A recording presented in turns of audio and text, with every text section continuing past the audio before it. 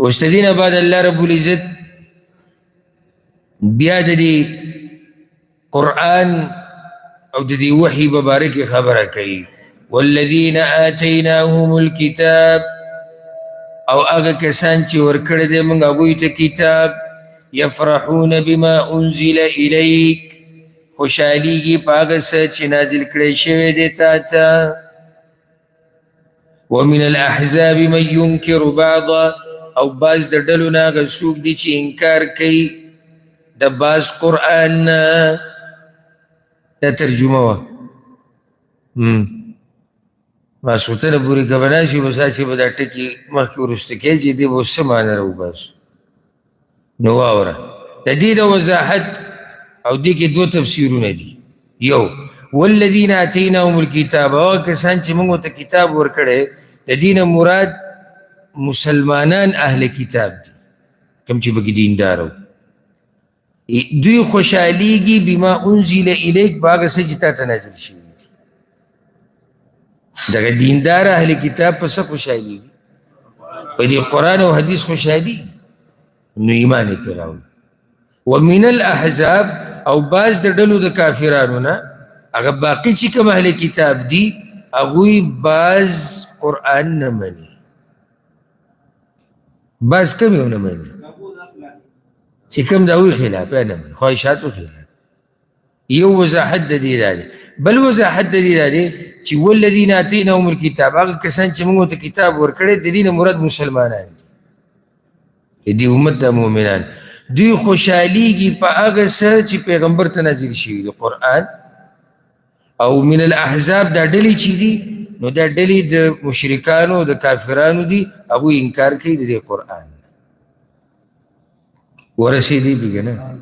قل اوایا انما امرت ان اعبد الله، یقینا حکم کړی شوی دی ما ته چې بندګي وکړم د الله، ولا اشرک بي، او شرک ونه کړم د هغه سره، الیه ادعو و الیه مآب، خاص هغه ته رابلم خلق او خاص هغه ته ورګرځېدل دي زما. وکذلک انزلناه حکما عربیا، او دغه شان نازل کړی دی موږ تا ته، او دغه شان نازل کړی دی موږ دا قرآن فیصله واضح ژبې والا. الله اوس وایي چې او دا خبره یقیني ده چې قرآن ما درلېږلی. ځکه خو به د اهل کتاب مؤمنان او د دې امت مؤمنان خوشحالي حکم فیصلې ته وایي. نو دلته الله قرآن ته څه ووایي؟ فیصلې ورته ووایي. قرآن کې فیصله ده که نه؟ فیصله د عقیدې، فیصله د اعمالو، فیصلې د بندگانو، ټولې خبرې په دې کې موجود دي. د ژوند د تېرولو دپاره قانون چې دوه کسان ورانشي فیصله، ټولې خبرې په کې ذکر دي. عربیه، عربیه پر ما تاسو ته ویلې چې یو مطلب دی واضحه ژبه. د عربۍ مطلب څه دی؟ واضحه ژبه. او واضحه ژبه کومه یوه ده؟ دقه عربي ده. ولئن اتبعت اهواءهم، او کتابداري وکړې ته د خواهشاتو د دوی، بعد ما جاءك من العلم، وروستو د دې نه چې راغی تا ته علم. څه مطلب دی؟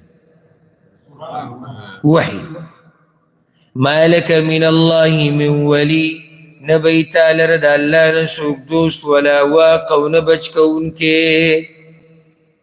یو بل اعتراض به هم کوو مشرکانو، بعضو کافرانو به دا وي که دا پیغمبر رښتینی وی که نه ده به واده نه وی کړی، ده به واده نه وی کړی، به دی به دغه د نبوت په دې کار کې لګیا وی. دا سوچ والا زمونږ په دې امت کې هم شتي، بیا خصوصا زمونږ پښتنو کې. که دی حق پرست ملا وی که نه، دی به د جومات نه خوځېدلی نه وی. معنی حق پرست څوک دی؟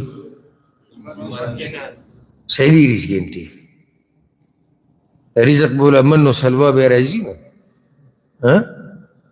نو که چېرته بیا علاقې والا د مولوي صاحب سره مرسته وکړه او د دوی مطالبه هم دا دی چې تقوادار هغه دی چې جومات کې ناشي او بیا ورسره مرسته وکړه، بیا به په دې مرسته باندې دا باز په شرمونو وشي.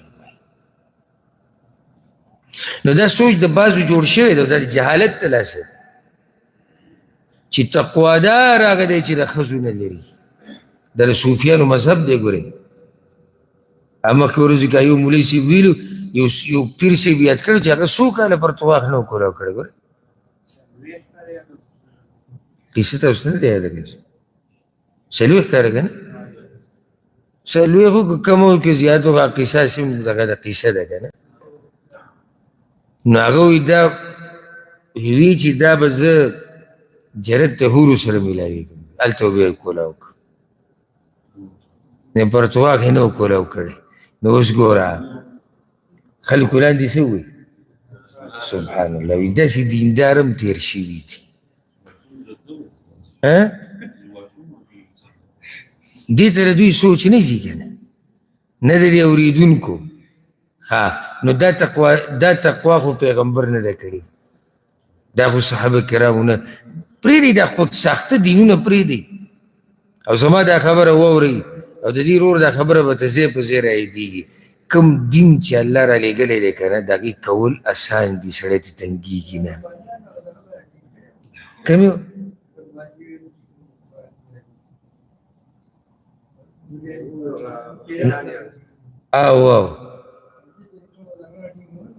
نو دغه دومره که پېښې د هغوی کوي که نه، دا عیب په یهودو نصاراو کې هم و، زمونږ دې کې هم دی.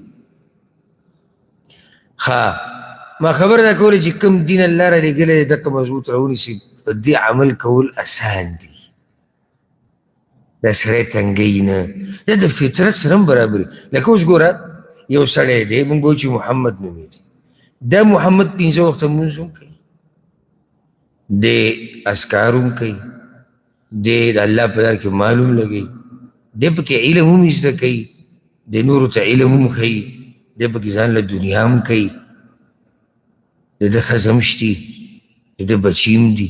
دا اوس فطرت سره برابر دی. خیال هم دی که نه؟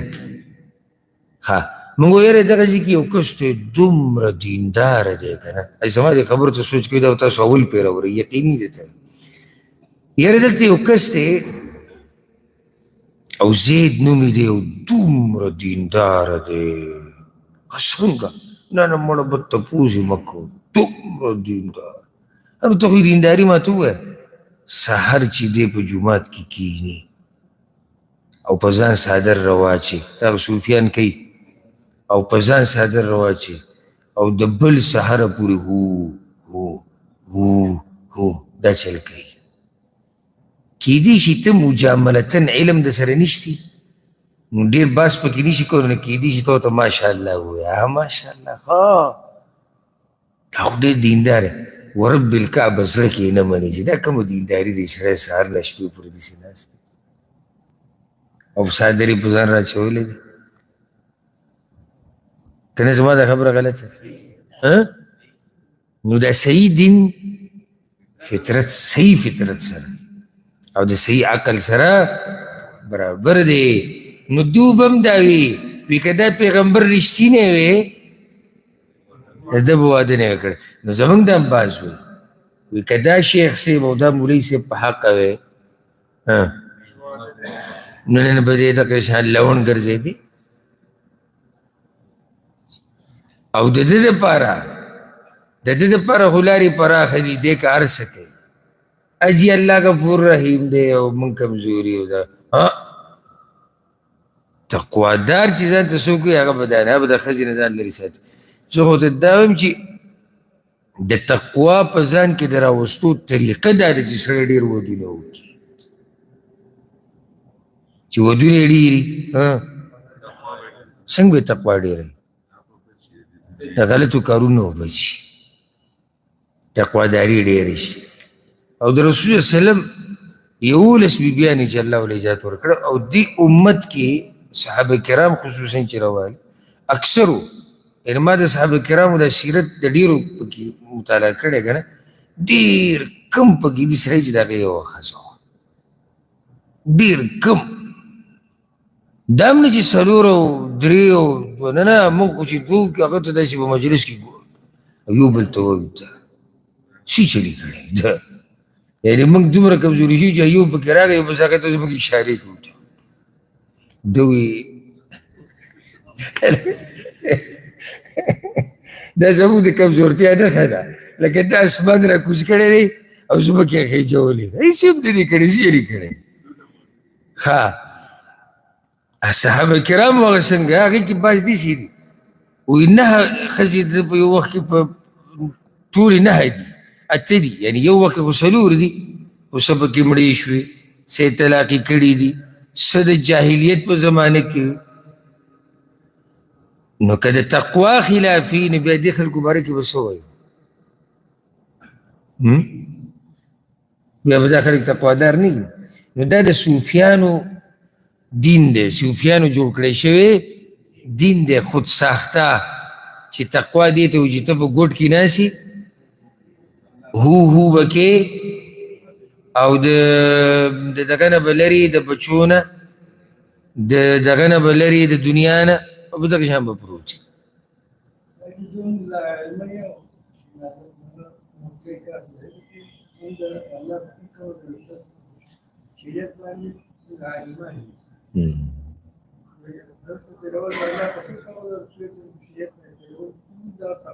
بلکل تکه خبره چې کله موږ د الله د شریعت نه صحیح خبر شو نو تقوا به مو پېژنو چې تقوا څه ته وایي لنډه دا چې تقوا قرآن او حدیث باندې عمل کول چې څنګه د الله او د الله رسول ویلي الله دې به موږ روان کړي الله وایي ولقد ارسلنا رسلا من قبلک او یقینا لېږلي دي موږ رسولان مخکې ستا نه وجعلنا لهم ازواجا وذریه او ګرځولي وو موږ هغوی لره ښځې او بچي او دا خو د پوخانو وما كان لرسول او ندي یا او نشي کېدی یو رسول لره ان یأتي بآیه چې راوړي یوه نښه الا باذن الله مګر په حکم د الله سره دا د پیغمبر په لاس کې نه دی چې نښې به راښکاره کوي لکل اجل کتاب هرې نیټې لره لیکل دي هر څه لیکلی شوي دي په خپله نیټه به کېږي چې او دا نښه به الله راښکاره کوي په پلاني ټیم کې بیا به راښکاره کوي نه د لیکلي د دې راښکاره کېده د سر به نه راښکاره کوي یمحو الله ما یشاء ویثبت محو کوي یا ورانی الله هغه څه چې ویې غواړي او باقي پرېږدي هغه څه چې ویې غواړي نو بیا سوال دلته راځي چې تقدیر کې داسې کېدی شي چې څه وران شي لیکلی شوي دی او بیا وران شي نو جواب د آیات کې ګوره یو د دې مطلب دا دی ناسخ و منسوخ لکه رسول صلی الله علیه وسلم به کله یو مسله بیان کړه څه وخت بعد به الله هغه منسوخ کړه مشرکانو به دا عجیبه قرآن دی نن یو څه سبا بیا بل څه نو جواب راغی چې دا خو د الله مرضي ده نو نن الله یو حکم راولېږو ختم یې کړو سبا یې بل یا د دې مطلب بعض علماء دا نښې تی مراد دي دا مشرکان چې را نښې غواړي د الله مرضي ده چې کومه نښه راښکاره کوي کومه نه کومه نښه الله راښکاره کول غوښتو او بیا یې ختمه کړه دا ټول الله په لاس کې دریم جواب د دې او دا ښه جواب دی چې تقدیر په 2 قسمه دی یو تقدیر پوخ او یقیني چې په هغې کې تبدیلي بلکل نه راځي دویم تقدیر دی معلق ځوړند دی تړلی شوی دی څنګه په یو کار پورې په یو سبب پورې مثال پوخ تقدیر دا دی چې الله لیکلي چې د پلانې به داسې کېږي د سره بس نکاح خو دې خو نه کېږي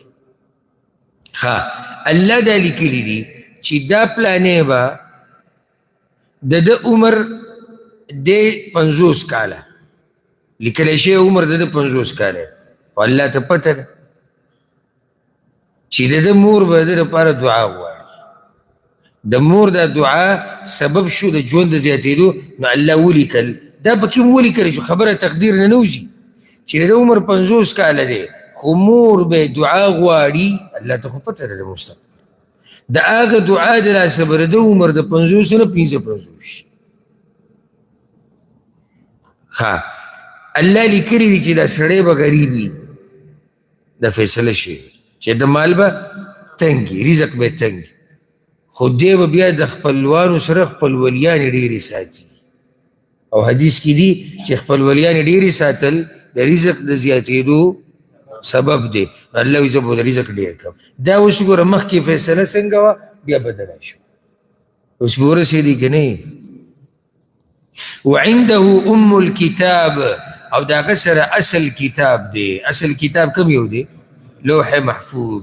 واما نرینک بعض الذي نعدهم او کچرې وښایو موږ تا ته بعض هغه عذاب چې موږ یې وعده کوو د دوی سره. مخکې دې سید تېر شوی دی. الله وایي چې یا خو به دغه عذابونه موږ راولو او ته به ژوندی ته به یې وینې په خپله، او نتوفینک یا مړ کړو تا. نو که تا مړ کړو آخرت کې به بیا وینې که نه. دا خبره یاده کوي. یوه بله فایده قرآن کې په ډېرو ځایونو کې دا خبره چې پټه خبره پکې میدن نو ځکه صرف په لفظي ترجمه څوک نه پوهېږي. ګورئ هغه کوم انداز کې چې خبره شوي که نه هغه عربي ژبه کې مناسبي، خو چې موږ یې پښتو ته واړو موږ پرې نه پوهېږو. صحیح. نو لازم وضاحت پکار. بل ورځ موږ یو دوه علما موږ ناسو تراونه بعد یو ځای کې هسې د قرآن خبره شوه د تفسیر. نو موږ دا خبره وکړه ما ورته وویل ما په ډېرو ځایونو کې لکه دا ایتونه چې مخې له راشي زه به بلکل پوه یم چې عربۍ کې الله دا وایي دا وایي دا وایي ښه پوره، خو پښتو ته هغه هغه شان بلکل نه وړي څنګه چې په عربۍ. د عربۍ ژبې ځان له یو خوند دی، هغه خوند پښتو کې نشته. ځکه چې زموږ پښتو ژبه ډېره لنډه او تنګه ده په مقابله د عربۍ کې. کوم ځای کې عربي کوم ځای کې زموږ ژبه. نو ځکه لفظي ترجمې سره وضاحت او تفسیر لازم دی چې ته د یو عالم نه زده کړه وکړي.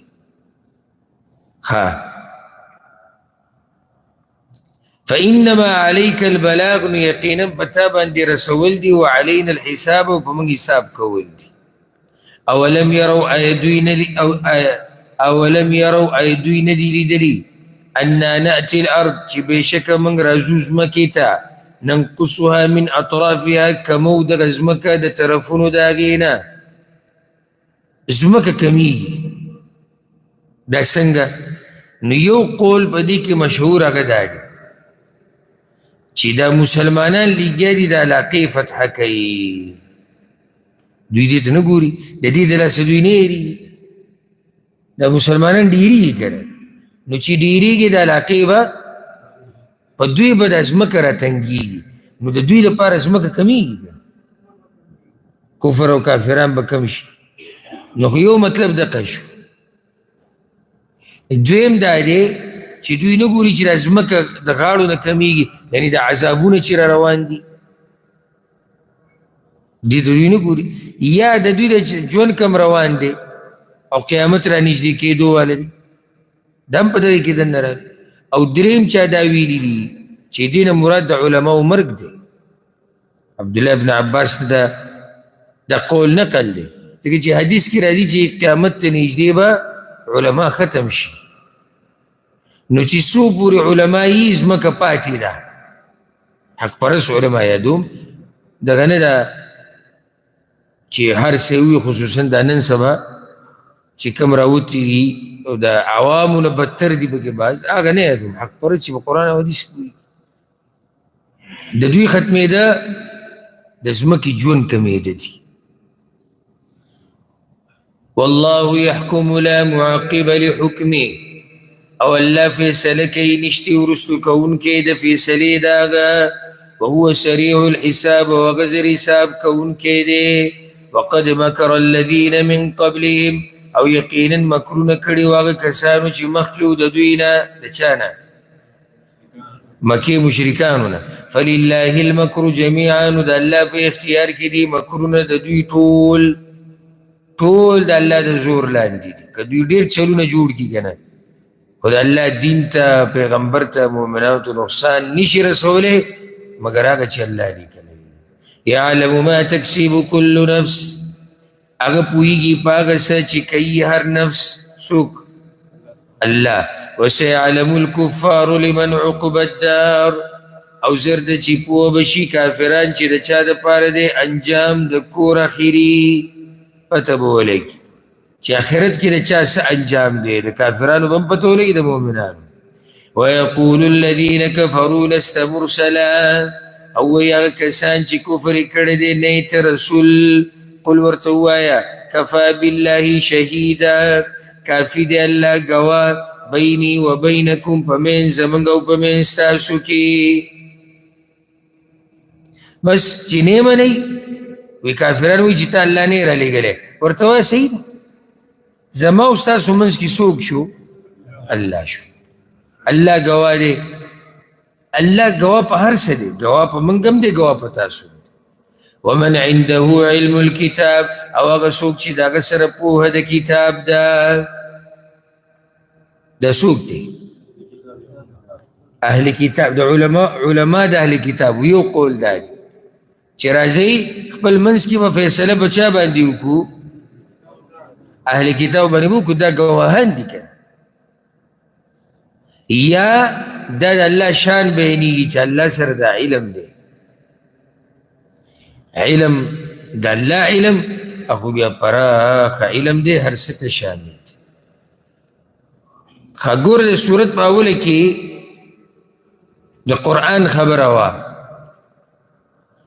او د صورت په آخره کې هم د وحي باس روان دي.